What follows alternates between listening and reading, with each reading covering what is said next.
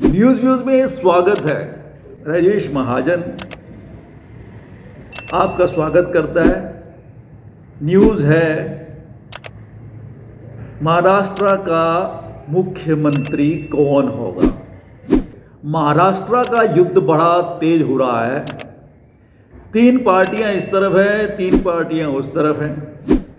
कांग्रेस के साथ में शिवसेना है और उसके साथ में है एनसीपी, और उधर दूसरी तरफ बीजेपी है, उनके साथ है एनसीपी और शिवसेना। दो पार्टियों को तोड़कर उन्होंने 4 पार्टियां बना दी हैं और आपस में वो भिड़ गए हैं। अब सत्ता जो उन्होंने हासिल करी थी, वैसे तो सुप्रीम कोर्ट ने बोला है कि ये सरकार इल्लीगल है, गवर्नर ने गलत काम किया है, लेकिन उन्होंने सरकार चलाई क्योंकि वो कोर्ट की तो सुनते नहीं है, ना समझते हैं उनको। तो उन्होंने जैसे जैसे सरकार चलाई, मैनिपुलेशन करके उन्होंने वहाँ पे अजीत पवार को फाइनेंस मिनिस्ट्री दे दी, जिसको वो चक्की पीसिंग के नारे लगा रहे थे। और बीजेपी के कार्यकर्ता भी बड़े परेशान थे। अब जिनके ऊपर वो इल्ज़ाम लगा रहे, उन्हीं को अगर सत्ता में साथ में बिठाएंगे तो कैसा चलेगा।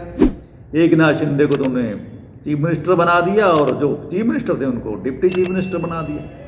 लेकिन अब ये खेल वो ख़त्म करना चाहती है बीजेपी चाहती है कि वो पूरी तरह से महाराष्ट्र में लड़े और अजीत पवार और एकनाथ शिंदे सिर्फ उनका साथ दें, वोटें दिलाने के। उसमें वो सत्ता में अब उनके सामने खड़े नहीं हो पाएंगे, ऐसा बीजेपी चाहती है। ये बीजेपी की हमेशा से रणनीति रही है कि पहले फूट डाल दो, उसके बाद उनको अपने साथ मिला दो, और उनकी जो सारी जो मेहनत है उसको अपने अंदर अटैच करके अपने आप को सत्ता में हासिल कर दो, बाय हुक और क्रुक। चाहे तो उसके लिए पैसा बांटना पड़े या कुछ भी करना पड़े, ईडी सीबीआई कुछ भी दिखाना पड़े, समझाना पड़े।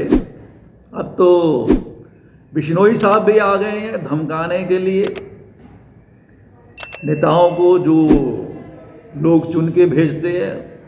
तो अब तो पूरी तरह से माफिया भी चल रहा है उनके साथ में। मीडिया तो पहले से ही साथ था।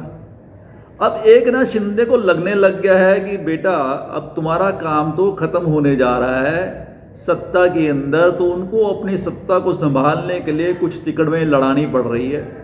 वो अमित शाह के खिलाफ भी हो रहे हैं। अजीत पवार तो वैसे ही फंस गए हैं, ना वो आसमान में लटक गए हैं। अब देखने वाली बात है कि आसमान से गिरा खजूर में अटका, वैसी ही हालत अजीत पवार की हो गई है।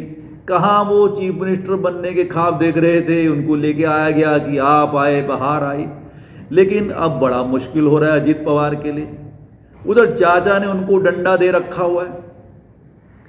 चाचा उनको जीने नहीं दे रहे, वो कह रहे हैं ये जो पार्टी है वो मेरी है। अब रह सह के कसर अब बाकी रह गई है। बीजेपी उनको वैसे ही दूर करना चाहती है, क्योंकि वो चाहती है कि अजीत पवार को सीट देंगे तो वो सीट पे अगर वो जीत गए या उन्होंने सीटें हासिल कर ली, हो सकता है कि उनके पास जो मेजॉरिटी है अगर कम हो रही हो या कुछ भी बहुत ज़्यादा कम हो रही है, तो अजीत पवार उनकी जगह छोड़कर दूसरी जगह यानी अपने चाचा के पास वापस चले जाएंगे। ऐसा बीजेपी को पता है, क्योंकि उनका पता है कि वो चाचा भतीजे रिश्तेदारी का मामला है, और दूसरी तरफ है सत्ता। जिसके पास सत्ता बनेगी अजीत पवार वहीं चले जाएंगे। ऐसा उनके चाचा भी करते रहे हैं।